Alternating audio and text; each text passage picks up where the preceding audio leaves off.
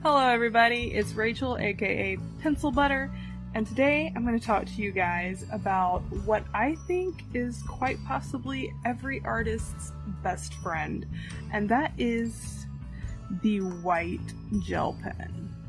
Now, white gel pens are useful not only for alcohol markers, but they also work really well with watercolors, acrylics. You can even use them over colored pencils and stuff like that. And they just really add a lot of pop to your drawings. Like right now, this one looks kind of dull and lifeless. The colors are okay and the line art's fine, but it's just missing something. And that something is this guy here. Now, as useful as the white gel pen is, it's really easy to go overboard and want to add white highlights to everything. But in fact, not everything needs a stark white highlight. I know we're all tempted to add tons and tons of gel pen sparkles, but there is a point where it becomes overkill.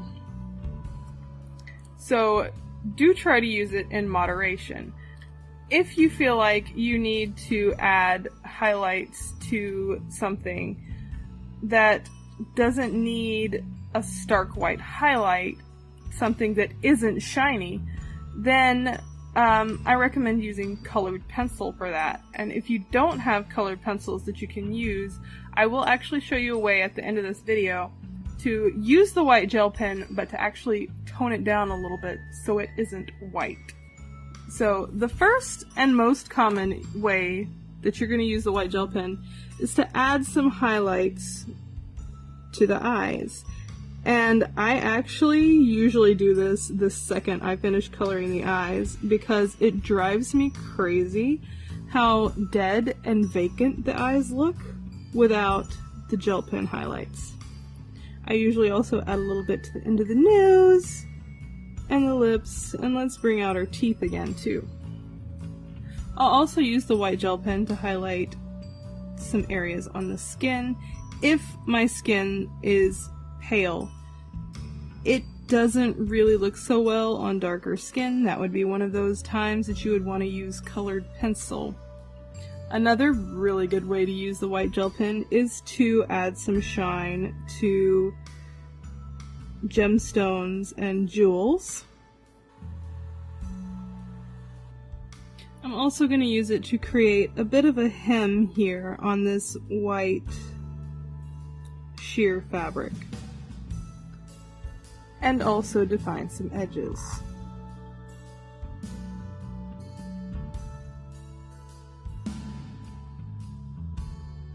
Another good way to use the white gel pen is to actually go around some objects to make them stand out for each other.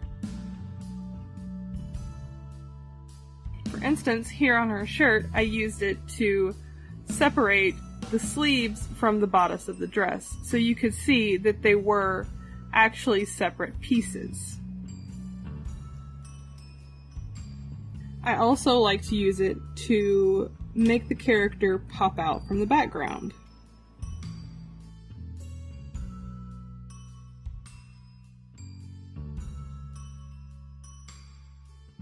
And of course, why would I put her on a dark blue background if I wasn't going to add some stars?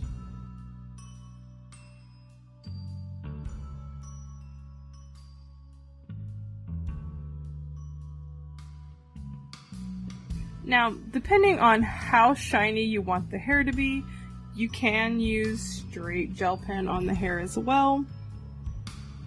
But this is one of those things that I usually do with colored pencil. Okay, now I'm going to show you guys how to tone it down a little bit, because I feel like her shirt does need some sort of detailing and minor highlights, but I don't want them to be stark white. But first off, I am going to go ahead and add the highlights and details that I want with the gel pen.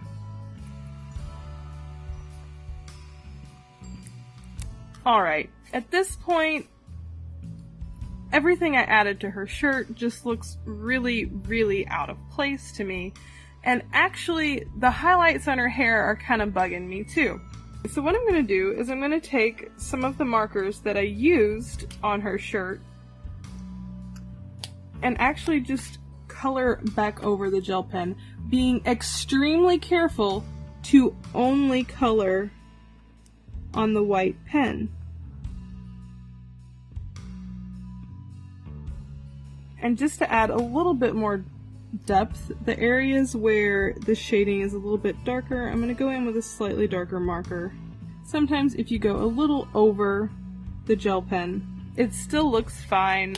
It just depends on the color that you're using. I actually used this little hack for a really, really long time before I started using colored pencils to add highlights to things.